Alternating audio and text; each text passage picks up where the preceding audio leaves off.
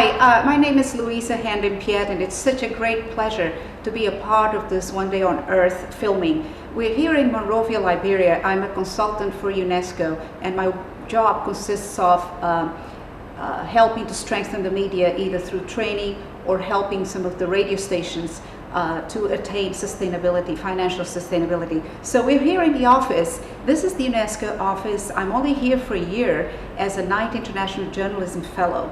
UNESCO has partnered with the International Center for Journalists based out of Washington, D.C. to work here in Liberia, and my work consists, as I said, of working with the media. And let me introduce you to the officer in charge here in Monrovia. His name is Stevenson Sadie, and he's going to tell you a little bit about the programs they're involved with. Stevenson, please. Thank you, Luisa. In Monrovia, at the Monrovia UNESCO Atana, we're involved with certain areas right now with the Ministry of Education, mainly literacy. We've got two literacy programs. One is supported by the Italian government and the other one by the Danish government. The one with the Danish government is into 36 communities in 9 counties in Liberia. The one for the Italians, which also includes a little bit of vocational skills, specifically sewing, is in 25 communities in 12 counties in Liberia. In education, specifically, we're working along with the Ministry of Education. We've done the curriculum, we've revised the curriculum to reflect the realities of our time of a post-conflict country. We're also working with them in higher education. We're working with them with capacity building. These are most of the things that we're doing here. We're into culture, and culture really goes specifically to traditional textiles and weaving, with materials being used locally from the bush. The people who are involved with it are not getting it from anywhere outside of the country. Everything is grown here, the cotton, the dyes, everything. And what I like best, I want to come back to what Stevenson has just said, is that they have a wonderful program here, which is working with the women. It's a literacy program. Liberia is a country that was ravaged by war, civil conflict, which lasted 14 years. In 2006, they had the first free democratic election after that conflict, and Ellen Johnson Sirleaf was elected the first woman president in Liberia and on the continent in Africa. So this country is rebuilding itself. And what I like about what UNESCO is doing, apart from my project, which you'll be seeing a little bit of, I'm going to take you to the Liberia Media Center, which is a great partner of UNESCO's here. And I'm also going to take you to women-owned radio. And you're going to see what they do, you're going to see how they train journalists and how they bring stories that are relevant to the communities. But Stevenson, tell the audience here what you do with the Women Literacy Program. The Women Literacy Program is a brainchild of the President of the Republic of Liberia. This program targets mainly market women within Monrovia and outside of Monrovia. During the last elections in 2005, the women went to the electoral process, to the polls, and they were voting with their thumbs. That the President did not like much. The President thinks that, and UNESCO agrees with her, that literacy brings you to another level in life. It exposes you. So these women are now into the program from the markets in the evening, and they are learning to read and write. And that is really elevating them from one level to the other, where they can do their own computations. They now know exactly how to read. They know how much they are putting into the businesses, how much they are getting out. It doesn't only stop there. There is a UN Foundation funded project that targets the youth. Girls from 10 to 24.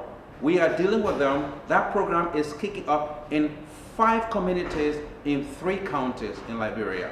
Again, they're targeting women. Wonderful. Women, because the foundation of this country is dependent on the woman. I truly appreciate that. And now we have to rush because we have to go show you what the Liberia Media Center is doing.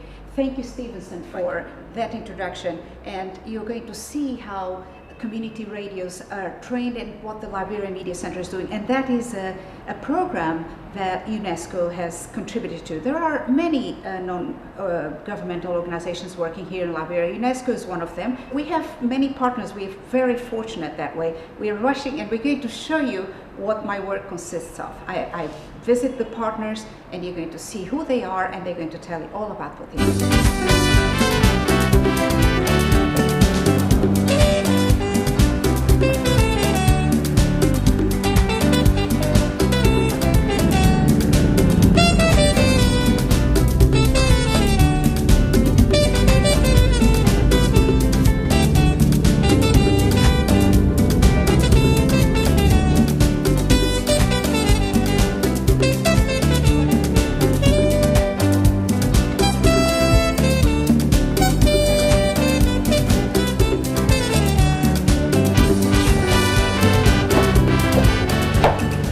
Where you are right now is the Elections Reporting Center, and this center serves as a platform for journalists to use ICT resources to communicate elections-related stories through social media applications and online.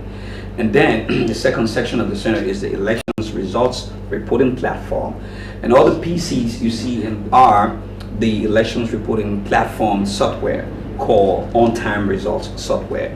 And the software is designed to receive SMS from 350 journalists were assigned during the first round of elections. Over that, 500 were assigned in the rerun, which was just on November the 8th. And those SMS are received by the system. The system processes it through a database software, and the database software releases the results in aggregated format. So as you can see on the TV screen there, the national results points to the results over 200,000. So as the SMS comes in at the database backend starts to process those results, they are shown on the screen. There is another component to this application, a web-based component, where an FTP software is placed at the server. It takes all the aggregated data and send it to a remote software, a remote web-based application somewhere, which blasts it on the internet. Absolutely. Thank you so much. This wonderful technology is allowing Liberia to become more effective in reporting what's going on during this post-election season. Now, it has been doing a lot of work in the past month, the pre-election season, and now this is what's happening here. So let's find out a little bit more about what are the projects you're involved with. Yes, currently we involved with, with respect to the elections project, we also involved with journalism training with support from UNESCO. We did a Monrovia-based version for over 30 journalists. Now we're working on the rollout for community radio stations, recorders, cameras, SMS-based, mobile-based support, free phoning surveys, and in some instances, digital cameras. Good luck with the rest of your work. Good luck. So we're now on our way to LWDR, and that stands for the Liberia Women Democracy Radio. We're going to meet Wade Kobawere. She's the acting director, and this is an amazing project. It is a radio station run by women, owned by a woman, and they do a lot of training of women, and a lot of young women get to learn to be journalists through the trainings they provide. And when we get there, where they'll give you more details.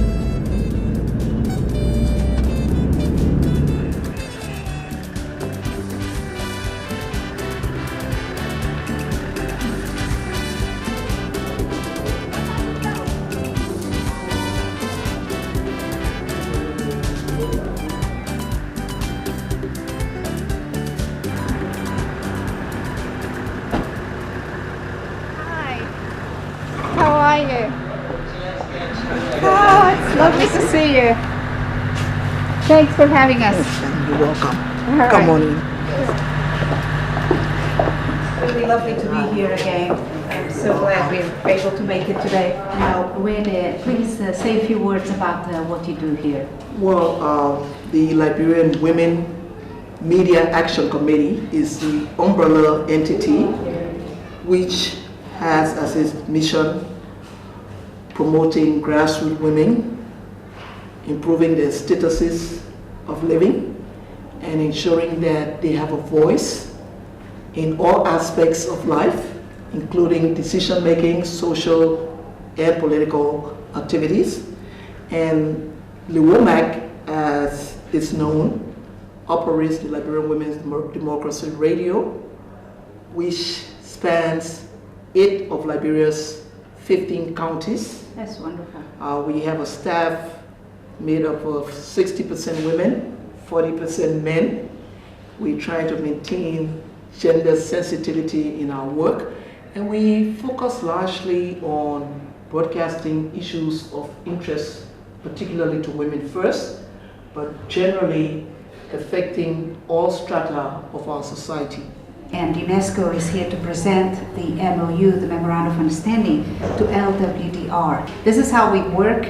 We enter into an agreement with our partners. And LWDR is one of the radios that I'll be working with as a Knight International Journalism Fellow and as a consultant for UNESCO. And my work consists of helping to create sustainability. And for that, I'm here today to present the Acting Director of Wede Kawawere with the Memorandum of Understanding so that we can begin our work, which will last for a whole year, trying to strengthen the media here so that they create funds to keep the radio going. And they're doing such a wonderful job. So Wede, here's our Memorandum of Understanding, and I bring it to you. You don't have to sign it now. You can sign it and scan it and send it back to us as an agreement to work with us. So I'm leaving you with these 2 copies, and if we could get an original back, that would be wonderful.